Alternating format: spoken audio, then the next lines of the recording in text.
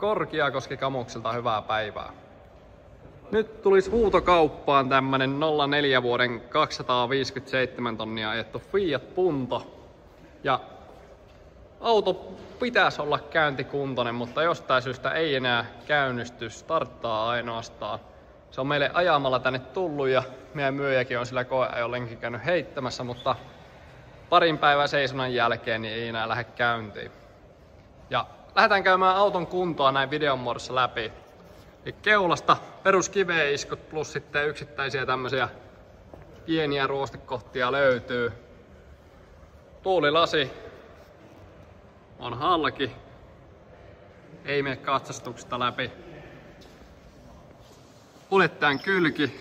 Etukaaresta lähdetään liikkeelle, niin yksittäisiä kohtia, että on vähän rapsakka. Samoin helma.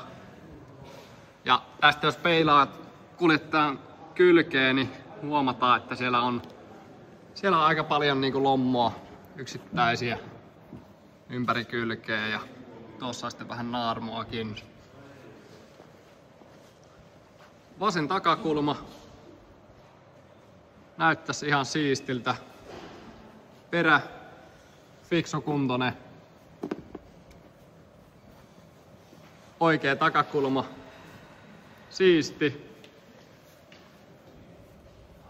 Apukuljettajan kylki peilattuna siisti. Pikkasen tuolta apukuljettajan oven alta helma rutussa, mutta kyllä joku peltimies sen oikoo vielä suoraksi.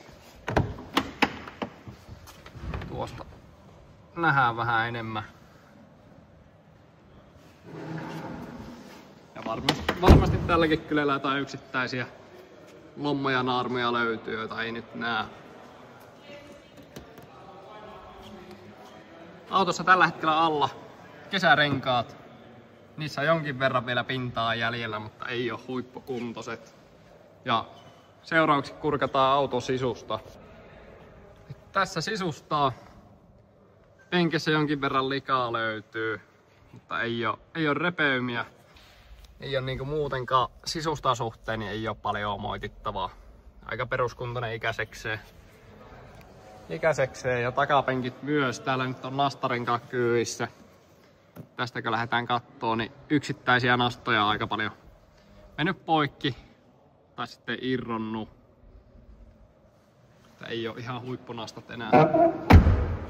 enää tässä.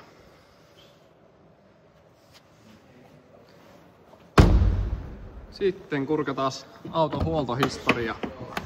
Tuosta heti ensimmäisenä nähdään, että tähän on joskus vaihdettu moottori. Ajokilometrit on ollut 130 000. Mutta sitten perushuollot. Otetaan tuosta huoltokirja esiin, niin siitä nähdään.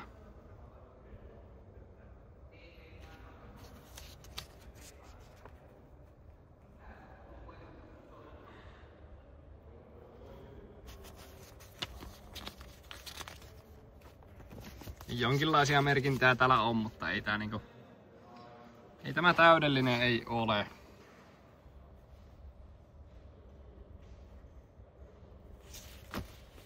Noin. Sitten katsotaan vielä videon muodossa, että miten auto reagoi, kun yritetään käynnistää.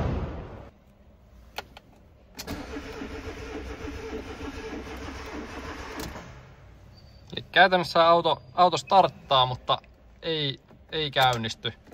Korjaamon epäilys oli sytytystulpat, mutta ei olla sen kummemmin tutkittu, eikä tarkoituksenakaan tutkia. Tämä auto myydään tällaisenään eteenpäin eniten tarjoavalle ja huuto päättyy tämän viikon sunnuntaina. Ei muuta kuin huutamaan.